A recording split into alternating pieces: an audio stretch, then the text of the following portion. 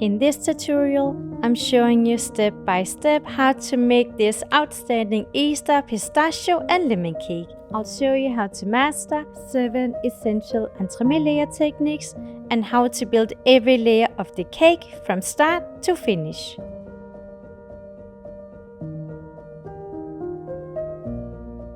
My name is Louise Lindberg and I'm a self-taught cake artist and recipe developer. In this video, I'm going to show you how to create the most amazing pistachio lemon cake that's perfect for Easter. This video will teach you how to master 7 different entremet layer techniques. A moist pistachio cake, a crispy caramelized pistachio nut crunch, a fudgy lemon ganache, a zesty lemon curd, a smooth pistachio praliné, a creamy pistachio mousse and mousse Easter eggs, and a shiny mirror glaze. You can find the full recipe on my website, which you can access with a subscription.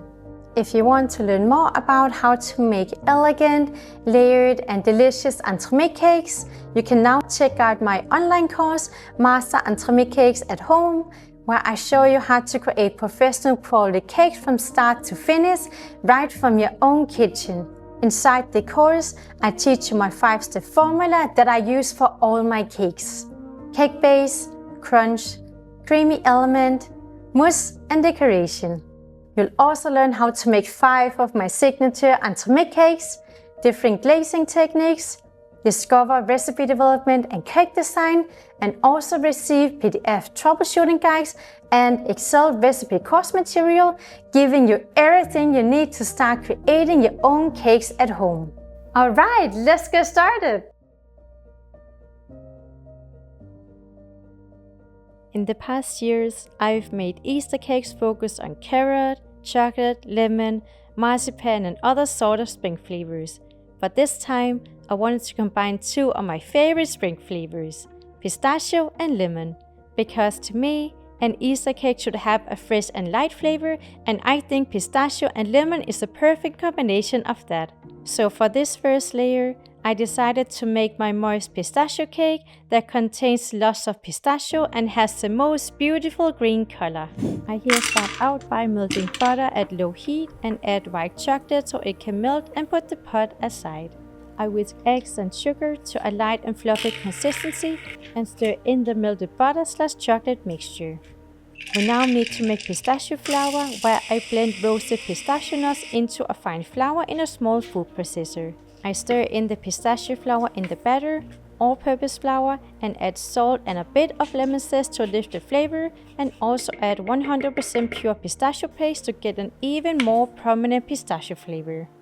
We can now put the batter in a pastry ring and bake it for 19 to 24 minutes at 175 degrees fan-assisted oven. Once the cake has cooled, I put it in a clean pastry ring with acetate sheet and put the cake in the freezer while preparing the pistachio crunch layer.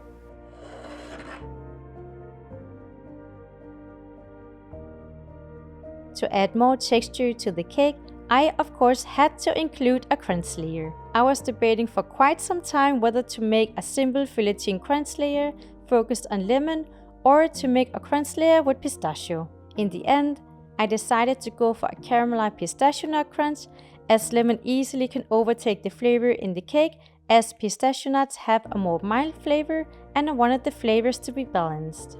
The pistachio nuts also gives the most wonderful crunch from the caramelized nuts and is the perfect addition for the cake. To caramelize the nuts, I start out by melting sugar to a light golden caramel, stir in roasted pistachio nuts and pour them onto a piece of parchment paper so they can cool off. Once cooled, I finally chop the nuts. I here increase the amount of pistachio nuts to add even more crunch to this layer. I then melt white chocolate and 100% pistachio paste to get an even more intense pistachio flavor and mix in filleting, pistachio cream, the chopped nuts, salt and stir to combine.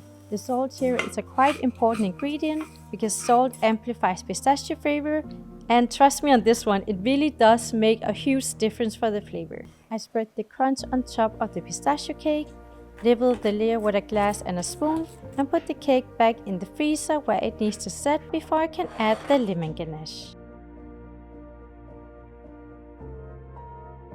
Now for our first lemon layer, a lemon ganache. This ganache has the most fudgy texture and a well-balanced lemon flavor that gives it a nice fresh flavor without being too overpowering, as I didn't want the cake to have a too harsh acidic lemon flavor, but rather a balanced fresh flavor, since it would fit well with the nutty aroma from the pistachio nuts. I start out by melting white chocolate and pouring it in a bowl.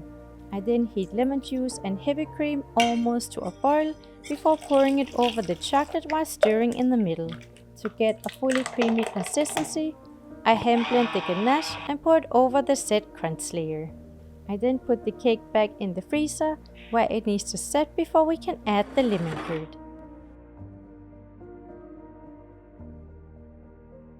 This one is my favorite way of adding a zesty lemon flavor and a creamy consistency to any cake, a smooth lemon curd. This is the other lemon layer in this cake, which intentionally has a more prominent lemon flavor to balance the many pistachio layers we have in the cake, yet it doesn't take too much focus as we only need a thin layer of this lemon curd. I here make my favorite lemon curd by whisking lemon juice, eggs, egg yolks and sugar, and heating it to the boiling point where I keep whisking until the cream thickens. I take the pan off the heat, strain the curd, and then add soaked gelatin and cold butter. Lastly, I hand blend the curd to get a fully creamy consistency. After the curd has cooled just a bit, I pour the lemon curd onto the cake and distribute the layer by stirring the plate. I then put the cake back in the freezer where it needs to fully set before we can add the Pistachio Praliné. My favorite way of including a prominent flavor of pistachio in any cake is always a Pistachio Praliné, because it has the most intense pistachio flavor in its pure form, and I just love the smooth yet crispy texture it has from the caramelized nuts. I was debating whether to include lemon zest here or not, but decided to go for a purely pistachio-focused praliné to let the nutty flavors shine. I make the praliné by first melting sugar to a golden caramel and stirring in roasted pistachio nuts to cover them with the caramelized sugar. After the nuts have cooled off, I blend them to a smooth pistachio nut paste praliné, while you see how the nuts first turn into a fine powder, then a dense paste, and finally a smooth paste. To loosen the texture just a bit, I add neutral oil, and I also add lots of sea salt, as salt truly enhances the pistachio flavor.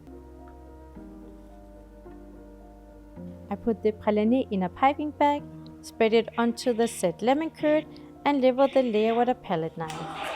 Now we can put the cake back in the freezer where it needs to fully freeze overnight.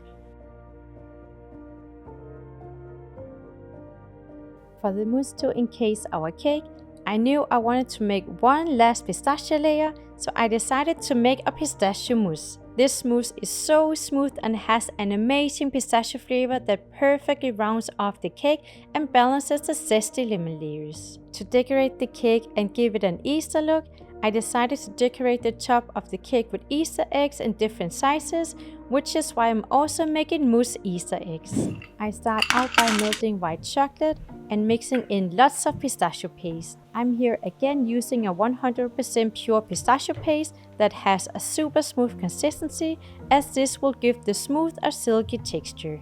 I then heat heavy cream and a bit of lemon juice almost to a boil and stirring in soaked gelatin before pouring the hot cream over the chocolate/pistachio mixture. I then add a generous amount of sea salt because, as we've talked about, salt really enhances the pistachio flavor. While this cools to lukewarm, I'm whipping heavy cream to a lightly whipped foam and gently fold it into the chocolate pistachio mixture. I first pour the mousse in a silicone mold that I've lined with acetate sheet to extend the height of the mold, and gently press the frozen cake down in the mousse with the praliné facing downwards. To decorate the top of this Easter cake, I'm also making mousse Easter eggs, where I pour the rest of the mousse in 3 Easter egg silicone molds. I'm making Easter eggs in different sizes, as this will create some dimension to the top of the cake and give it a balanced look. Then the cake and the Easter eggs needs to freeze fully overnight.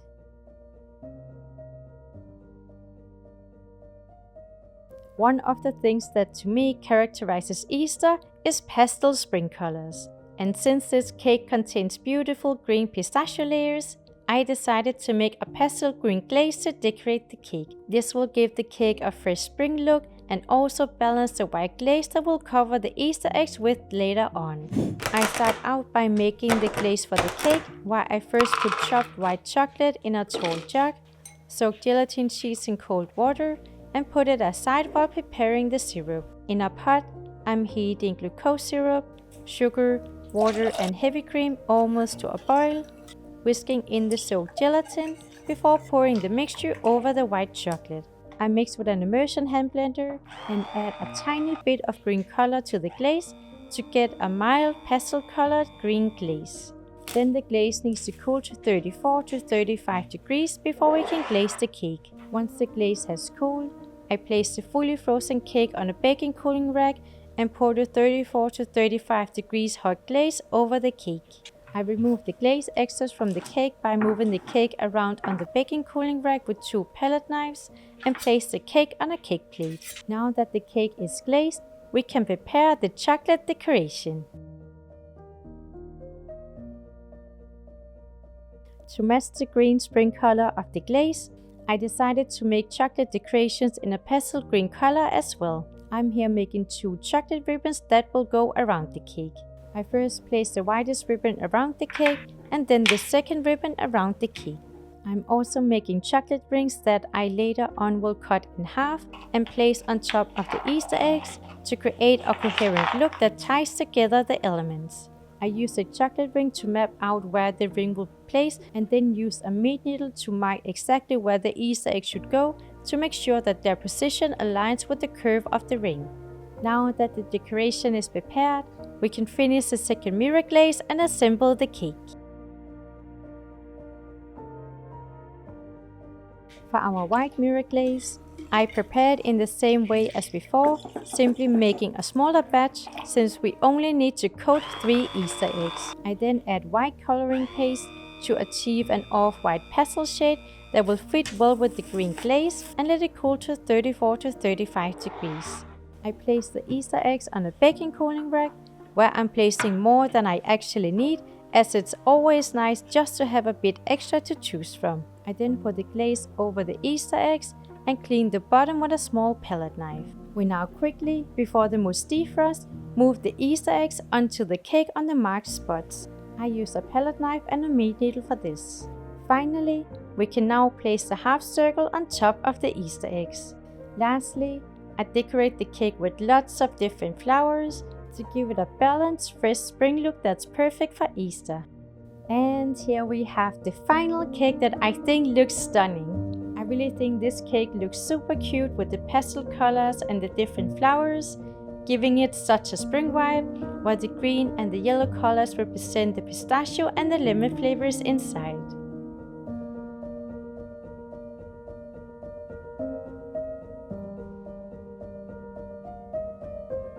Spring has finally arrived and I can definitely feel that also in this cake because I wanted to make something that tastes light yet very fresh and also perfectly balanced, which is why I chose some of my favorite flavors, pistachio and lemon.